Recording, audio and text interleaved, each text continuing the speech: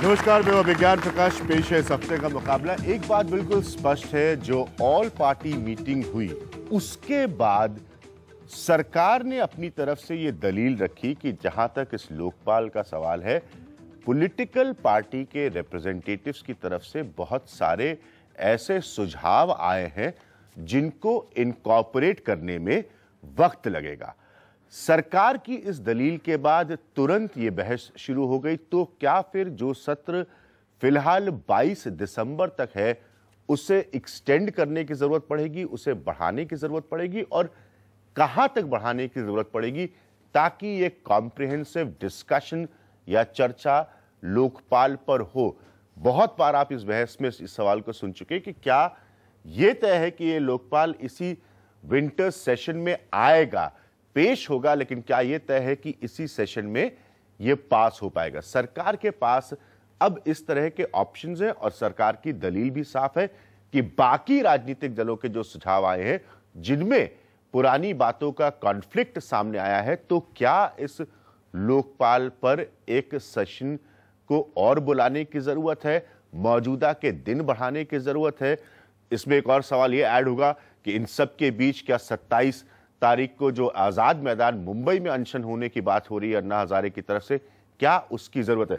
हम इन सब मसलों पर चर्चा करेंगे अगले 1 घंटे में। सबसे पहले आपको मुकाबला के पैनल से मिलवाता हूं। आज मेरे साथ श्रवण गर्ग साहब मौजूद हैं, ग्रुप एडिटर हैं दैनिक भास्कर के, बहुत बारीकी से लोकपाल की जुड़ी खबरों को ये फॉलो कर रहे हैं। मेरे साथ शेखर सिंह जी मौजूद हैं जो कि national campaign for people rights to information NCPRI को रिप्रेजेंट करते हैं। एक बहुत बुलंद आवाज रही है NCPRI इस पूरे मसले पर। शाजिया मेरे साथ मौजूद हैं, आप सब जानते हैं शाजिया टीम अन्ना को रिप्रेजेंट करती हैं। शाहनवाज हुसैन साहब मेरे साथ मौजूद हैं जो कि भारतीय जनता पार्टी के लीडर और नेशनल स्पोक्स पर्सन हैं। हरीश रावत साहब मौजूद हैं जिनको ये बताना है अब देश को कि क्या ये सेशन वाकई एक्सटेंड होने वाला है या अभी तक ये एक प्रस्ताव के तौर पर इस पर चर्चा हुई है, क्योंकि ये पार्लियामेंट्री अफेयर्स मिनिस्टर है।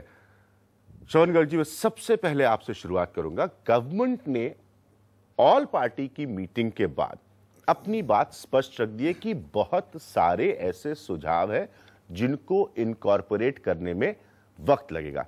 मतलब सरकार ने दलील सामने रख दी है लोगों के समझने के लिए कि आप 22 को अपने मन में बनाई हुई डेडलाइन ना समझें तब तक इस बिल को पास होने की। इसमें 2 चीजें हैं जी। पहली चीज तो यह है कि रामलीला मैदान में जब अन्ना का अनशन चल रहा था तब ऑल पार्टी मीटिंग हुई थी और उसके बाद ऑल पार्टी मीटिंग दोबारा ये जो जिसकी सरकार चर्चा कर रही है, ये पूछा जाना चाहिए कि उस ऑल पार्टी मीटिंग में क्या ऐसा कुछ हुआ था जो इस ऑल पार्टी मीटिंग में नहीं हुआ।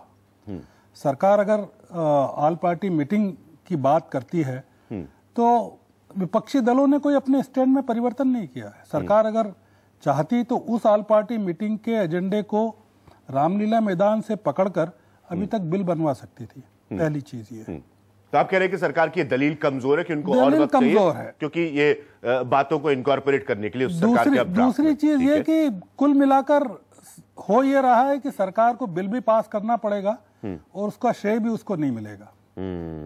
ये दिक्कत है। सरकार अगर चाहे तो लोकपाल का बिल भी पास कर सकती है, उसका श्रेय भी लूट सकती है। हो ये रहा है कि काम तो सरकार कर रही है और श्रेय शाहनवाज की पार्टी लूटने वाली है। तो ये दिक्कत है। ये दिक्कत है। हरीश राव जी, आप तुरंत रिस्पॉन्ड करना चाहेंगे। मैं आज के शो में ओपनिंग रिमार्क्स का समय रख रहा हूं क्योंकि आप लोगों की, और मैं इनकी बात से इत्तेफाक रखता हूं, आपकी स्ट्रैटेजी इस वक्त इतनी मेस्ड अप है कि अगर आप कोशिश करके इस बिल को पास भी करवाते हैं, आपको श्रेय जाने की सूरत कतई नहीं नजर आ रही है। अभिज्ञान जी, श्रेय किसी को मिले लेकिन देश को एक अच्छा लोकपाल मिले और जनभावना के नजदीक हो, मगर साथ साथ देश के जो आगे का काम है वो ठीक से चले, उन चीजों को समझ करके लोकपाल बने। तो ये इसके लिए बहुत जरूरी है कि हम इस श्रेय की कोई चिंता नहीं। इस संदर्भ में जो है बिल्कुल एक निर्लिप्त भाव से सोचें और काम करें। और मैं इसमें एक बात आपसे कहना चाहता हूं, जो आपने कहा, जो पहली बैठक हुई विपक्षी दलों के साथ, उस बैठक का ही ये नतीजा था कि sense of the house resolution pass हुआ। ये उसी का नतीजा था कि स्टैंडिंग कमेटी के पास बिल को रिफर किया गया। NDTV's cricket app, Android and iPhone, fastest scorecard, special analysis, and much more. Download free. ndtv.com/apps.